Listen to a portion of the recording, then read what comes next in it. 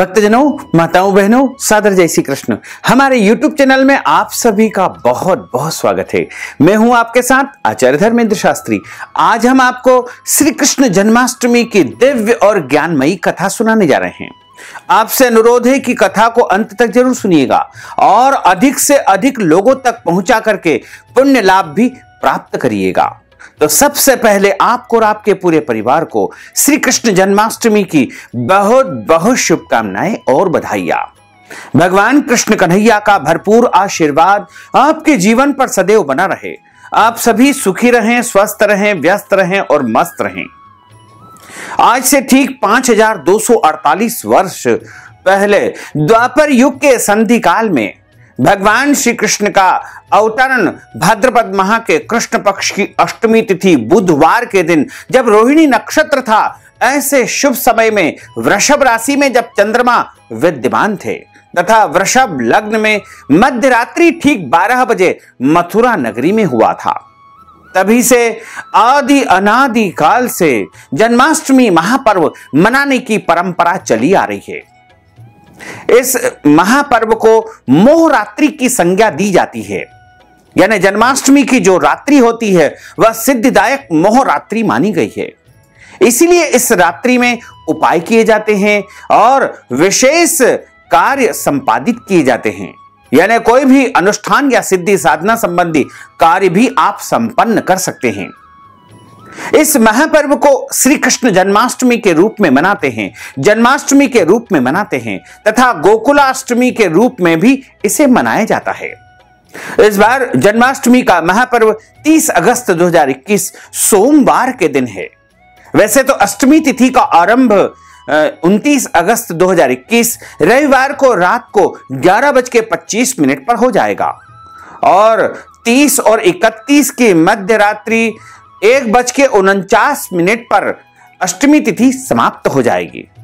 और जो भक्तजन माताएं बहनें जन्माष्टमी का व्रत करना चाहते हैं उनको 30 अगस्त 2021 सोमवार के दिन ही जन्माष्टमी का व्रत करना चाहिए तथा अगले दिन यानी 31 अगस्त 2021 मंगलवार को सुबह जब रोहिणी नक्षत्र समाप्त होगा, ऐसे शुभ समय में 9:43 के बाद से लेकर के दोपहर 11:43 के बीच में उनको व्रत का पारणा कर लेना चाहिए, यानी व्रत खोल लेना चाहिए। जो जन्माष्टमी का व्रत करता है उन व्रती को जो है अन्न का सेवन नहीं करना चाहिए। इस दिन फल या फलाहारी वस्तु का ही उपयोग करना चाहिए। जल इस दिन पी सकते हैं। निर्जला व्रत का कोई भी विधान नहीं है। आप चाहें तो निर्जला व्रत कर सकते हैं, लेकिन आवश्यक नहीं है। साथ ही व्रत जो करता है उसको फलाहारी नमक का ही उपयोग करना चाहिए, सादे नमक का उपयोग नहीं करना चाहिए। तथा इस दिन व्रत में जो फलाहार तैयार किया जाता है वह गाय के दूध से निर्मित वस्तुएं तथा फल से निर्मित वस्तुएं, ड्राई फ्रूट्स, सूखा मेवा से निर्मित वस्तुओं का आप उपयोग कर सकते हैं। और इस दिन व्रत के दौरान आपको पान नहीं करना चाहिए, झूठ नहीं बोलना चाहिए और क्रोध नहीं करना चाहिए, वाद विवाद नहीं करना चाहिए, लड़ाई झगड़ा नहीं करना चाहिए। बड़े बुजुर्ग का, माता पिता का, सास ससुर का अनादर या अपमान आपको नहीं करना चाहिए। जो व्रत करता है व्रती को भगवान कृष्ण की कथाओं का श्रवण भी करना चाहिए तथा दिन में एवं रात्रि के समय भगवान का अच्छी प्रकार से पूजन अर्चन करें। उनको पंचामृत से जल से स्नान करवाएं, लेकिन ध्यान रखें कि गंगा जल से प्रभु को स्नान नहीं कराया जाता है, यानी गंगा जल से भोले बाबा और अन्य देवी देवताओं को ही स्नान कराया जाता है। भगवान श्री कृष्ण को और भगवान श्री हरि विष्णु के जितने भी अवतार हैं उनको आप यमुना जल से स्नान करा सकते हैं। इस प्रकार यमुना जी का जल यदि आपके पास उपलब्ध नहीं है तो आप सादे जल में यमुना जी का आवाहन करके और भगवान गोपाल जी को, ठाकुर जी को यमुना जी के जल से स्नान कराएं तथा उनको तुलसी जी का पत्ता चढ़ाएं। पंचामृत उनको चढ़ाएं। दूध, दही, शहद, शक्कर, घी से पंचामृत निर्मित होता है। चंदन चढ़ाएं। चावल कदापि न चढ़ाएं। पीले पुष्प चढ़ाएं और इसके अलावा धूप, दीप, नैवेद्य में उनको धने की पंजीरी जो तैयार होती है वो चढ़ाना चाहिए। माखन मिश्री का भोग उनको लगाया जाता है। इसके अलावा खीरा, ककड़ी का फल उनको चढ़ाया जाता है। केले के फल, सेव फल या अन्य ऋतु फल उनको अर्पित किए जाते हैं। इसके अलावा रात्रि ठीक मध्य रात्रि 12 बजे यानी 30 और 31 की जो मध्य रात्रि रहेगी उस समय ठीक 12 बजे। वैसे तो निशीत काल का जो मुहूर्त रहेगा 11:57 से आरंभ होकर के 12:42 तक निशीत काल का मुहूर्त रहेगा। इस समय आप उनका पूजन अर्चन करके उनकी महाआरती आपको करना चाहिए। इस प्रकार भगवान कृष्ण कन्हैया का जन्मोत्सव मनाना चाहिए। और जो भक्तजन माताएं बहनें भगवान कृष्ण के निमित्त जन्माष्टमी का व्रत करते हैं उनको इस दिन जन्माष्टमी की कथा का श्रवण भी करना चाहिए, क्योंकि कथा श्रवण के बिना कोई भी व्रत पूर्ण नहीं माना जाता है। और कथा हमेशा ब्राह्मण देवता के मुखारविंद से ही सुनना चाहिए, क्योंकि ब्रह्म वाक्य जनार्दन यानी ब्राह्मण के मुख से साक्षात जनार्दन ही बोलते हैं। और कथा सुनने के बाद में ब्राह्मण को अपनी श्रद्धा, हैसियत तथा भक्ति या फिर अपनी शक्ति के अनुसार दान पुण्य या दान दक्षिणा अवश्य देना चाहिए। आप चाहें तो ब्राह्मण को गौ दान कर सकते हैं, वस्त्र दान कर सकते हैं, अन्न दान कर सकते हैं, फलाहार दान कर सकते हैं। तो इस प्रकार यदि आप जन्माष्टमी का व्रत करेंगे, पूजन करेंगे तो निश्चित तौर से भगवान गोपाल जी का भरपूर आशीर्वाद आपको प्राप्त हो सकेगा। तो अब हम आपको श्री कृष्ण जन्माष्टमी की दिव्य और ज्ञानमयी कथा सुनाने जा रहे हैं। आपसे अनुरोध है कि कथा को अंत तक जरूर सुनिएगा और अधिक से अधिक लोगों तक पहुंचा करके श्री कृष्ण जन्माष्टमी का पूरा पुण्य लाभ अवश्य ही आप प्राप्त कर लीजिएगा। बोलिए गोपाल कृष्ण भगवान की जय, श्री वृंदावन बिहारी लाल की जय। कथा प्रारंभ करने के पूर्व गुरुदेव की वंदना करेंगे तथा प्रभु का आह्वान करेंगे, ताकि गुरु की कृपा और प्रभु का आशीर्वाद हमारे जीवन पर हमेशा हमेशा के लिए बना रहे। गुरुर् ब्रह्मा गुरुर्विष्णु गुरुर्देवो महेश्वरा गुरुः साक्षात् परब्रह्म तस्मै श्री गुरुवे नमः। श्री अखंड मंडलाकारं व्याप्तं येन चराचरं तत्पदं दर्शितं येन तस्मै श्री गुरुवे नमः। श्री अखंड मंडलाकारं व्याप्तं येन चराचरं तत्पदं दर्शितं येन तस्मै श्री गुरुवे नमः। जय जय श्री राधा रमण, जय जय नवल किशोर, जय गोपी चित चोर प्रभु, जय जय माखन चोर। मात मेरी श्री राधिका, पिता मेरे घनश्याम, इन दोनों के चरणन में मेरा बारंबार प्रणाम, मेरा बारंबार प्रणाम, मेरा बारंबार प्रणाम। मोहिनी मूरत श्याम की वो मन रही समाय, जो मेहंदी के पात में लाली रही समाय। धन यौवन एक दिन उड़ जाएंगे जैसे उड़े कपूर, मन मूरख तू राम भज क्यों चाटे जगधूर। राम कृष्ण दो एक है अंतर नहीं निमेष, इनके नयन गंभीर है उनके चपल विशेष। बोलिए श्री वृंदावन बिहारी लाल की जय, गोपाल कृष्ण भगवान की जय, श्री द्वारकाधीश भगवान की जय, श्री गिरिराज धरण की जय, श्री गोवर्धन नाथ भगवान की जय, श्री श्याम सुंदर यमुने महारानी की जय, श्री वल्लभाधीश की जय, श्री गुसाई जी महाराज की जय। हमारे धर्म ग्रंथों तथा पुराणों में जो भगवान कृष्ण के अवतरण की कथा बताई गई है उसमें लिखा हुआ है कि भाद्रपद माह के कृष्ण पक्ष की अष्टमी तिथि को बुधवार के दिन रोहिणी नक्षत्र में जब चंद्रमा अपनी उच्च राशि में विराजित थे, ऐसे शुभ समय में वृषभ स्थिर लग्न में मध्य रात्रि ठीक 12 बजे भगवान श्री कृष्ण कन्हैया का अवतार मथुरा नगरी में हुआ था, क्योंकि यह दिन भगवान श्री कृष्ण का प्रागट्य उत्सव माना जाता है, भगवान का अवतरण दिवस माना जाता है। भगवान कभी भी जन्म नहीं लेते हैं, प्रभु हमेशा अवतार लेते हैं। और अष्टमी तिथि की घनघोर अंधेरी रात में रोहिणी नक्षत्र में मथुरा के कारागार में भगवान का प्रागट्य वसुदेव की पत्नी देवकी के गर्भ से हुआ था। यह तिथि उसी शुभ घड़ी की याद दिलाती है और सारे देश में ही नहीं वरन विदेशों में भी श्री कृष्ण जन्माष्टमी का पर्व बड़े ही धूमधाम के साथ में मनाया जाता है। द्वापर युग में भोजवंशी राजा उग्रसेन मथुरा में राज्य किया करते थे। उसके आताताई पुत्र का नाम था कंस। कंस ने उसे गद्दी से उतार दिया, यानी अपने पिता को उसने अपमानित कर दिया और स्वयं कंस मथुरा नगरी का राजा बन गया। कंस की एक बहन थी जिसका नाम था देवकी और उसका विवाह वसुदेव नामक यदुवंशी सरदार के साथ में स्वयं कंस ने कर दिया। और जब कंस अपनी बहन को विदा करने के लिए जा रहा है, एक समय अपनी बहन को वह विदा करने के लिए जब रास्ते में जा रहा था, उसी समय रास्ते में आकाशवाणी हुई, अरे कंस, हे कंस, जिस देवकी को तू बड़े प्रेम से विदा करने जा रहा है उसी में तेरा काल बसता है। इसी के गर्भ से उत्पन्न हुआ 8वां बालक तेरा वध करेगा। यह सुनकर के कंस वसुदेव को मारने के लिए उद्यत हुआ और देवकी को मारने के लिए तैयार हुआ।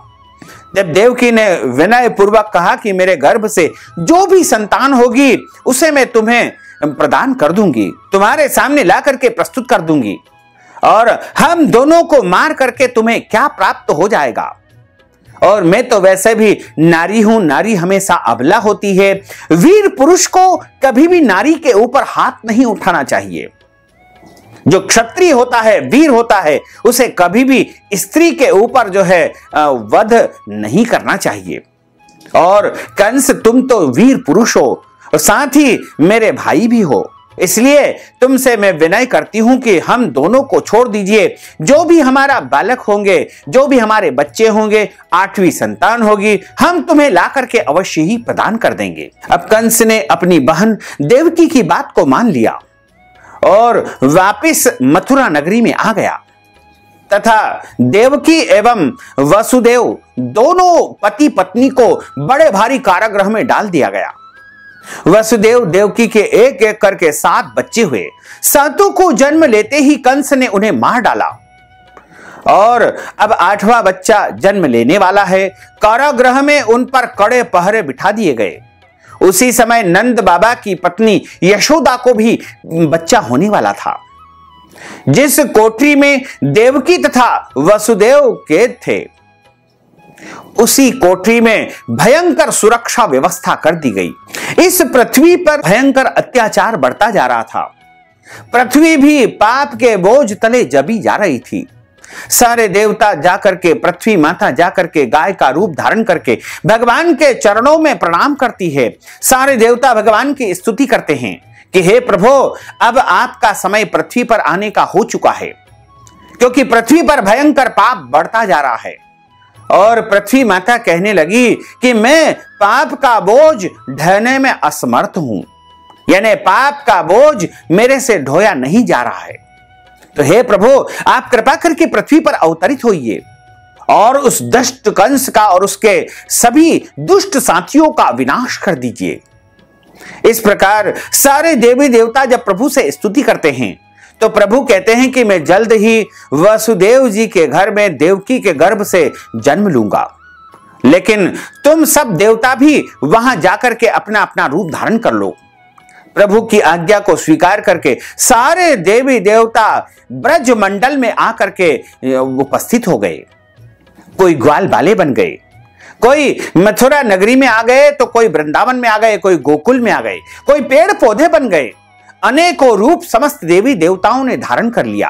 अब भाद्रपद माह के कृष्ण पक्ष की अष्टमी तिथि आती है।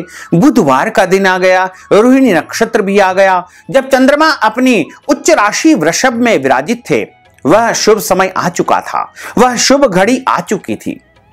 क्योंकि भगवान श्री राम जब त्रेता युग में पृथ्वी पर आए थे, उस समय दिन में आए थे और सूर्य वंश में उनका अवतार हुआ था। तब सूर्य चंद्रमा को देख करके हंस रहे थे, हंसी उड़ा रहे थे। उसी समय चंद्रमा बड़ा दुखित हो गया, व्याकुल हो गया। तो प्रभु ने चंद्रमा से कहा था कि चंद्रमा, तुम चिंता मत करो, अगली बार जब द्वापर युग में मैं कृष्ण अवतार के रूप में आऊंगा तो चंद्रवंश में मेरा प्रागट्य होगा। तथा रात्रि के समय जब तुम्हारा समय रहेगा, रात्रि का समय रहेगा, उस समय रात्रि के दौरान मेरा प्रागट्य होगा। तो भगवान ने चंद्रमा को इस प्रकार का वचन दिया था। इसी कारण से प्रभु श्री कृष्ण इस द्वापर युग में मथुरा नगरी में ठीक 12 बजे अवतरित होते हैं। वसुदेव देवकी के दुखी जीवन को देख करके 8वें बच्चे की रक्षा का उपाय रचा। जिस समय वसुदेव देवकी को पुत्र के रूप में पैदा हुआ, उसी समय संयोग से यशोदा के गर्भ से एक कन्या का जन्म हुआ, जो कि कुछ और नहीं सिर्फ माया थी। जिस कोठरी में, जिस कारागृह में देवकी वसुदेव कैद थे, उसमें अचानक भयंकर प्रकाश उत्पन्न हो गया और उस प्रकाश से ही उनके सामने यानी देवकी और वसुदेव के सामने भगवान शंख चक्र गदा पद्म धारण किए हुए चतुर्भुज रूप में प्रकट हो गए। बोलिए गोपाल कृष्ण भगवान की जय। दोनों पति पत्नी भगवान के चरणों में गिर पड़े। तब भगवान ने उनसे कहा कि अब मैं पुनः नवजात शिशु का रूप धारण कर लेता हूं, क्योंकि देवकी जी ने कहा कि प्रभु आप शिशु के रूप में मेरे यहां पधारे तो मैं अवश्य ही धन्य हो जाऊंगी। अभी आप नारायण स्वरूप में आए हैं, मैंने आपके दर्शन कर लिए हैं, मैं कृतार्थ हो गई हूं। हम दोनों पति पत्नी आपके दर्शन पाकर के धन्य हो गए हैं। तो प्रभु तुरंत ही शिशु के रूप में आ जाते हैं। भगवान कहते हैं कि हे वसुदेव जी, हे पिताजी, इसी समय आप मुझे नंद बाबा के घर में वृंदावन में भेजाओ। उनके यहां जो कन्या जन्मी है उसे ला करके कंस के हवाले कर दो। इस समय वातावरण अनुकूल नहीं है, फिर भी आप चिंता न करो। जागते हुए पहरेदार सो जाएंगे, कारागृह के जो दरवाजे हैं अपने आप खुल जाएंगे और उफनती अथाह यमुना जी को आप पार करके और आपको मार्ग दे देगी। उसी समय वसुदेव जी नवजात शिशु रूप में श्री कृष्ण को एक सूप में रख करके यानी सूपड़े में रख करके कारागृह से निकल पड़े और अथाह यमुना जी को पार करके नंद बाबा के घर में पहुंच गए। वहां उन्होंने नवजात शिशु को यशोदा जी के शयन कक्ष में सुला दिया और कन्या को लेकर के मथुरा में आ गए।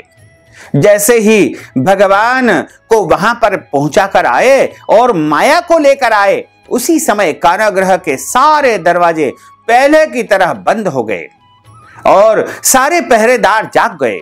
बच्ची की आवाज सुनते ही तुरंत ही कंस को सूचना दे दी गई कि वसुदेव देवकी के यहां बालक का जन्म हो चुका है, 8वां पुत्र जन्म ले चुका है। उसने बंदी गृह में आकर के देवकी के हाथ से नवजात कन्या को छीन करके पृथ्वी पर पटक देना चाहा, परंतु वह कन्या आकाश में उड़ गई और कहा कि अरे मूर्ख, मुझे मारने से तेरे को क्या मिलेगा?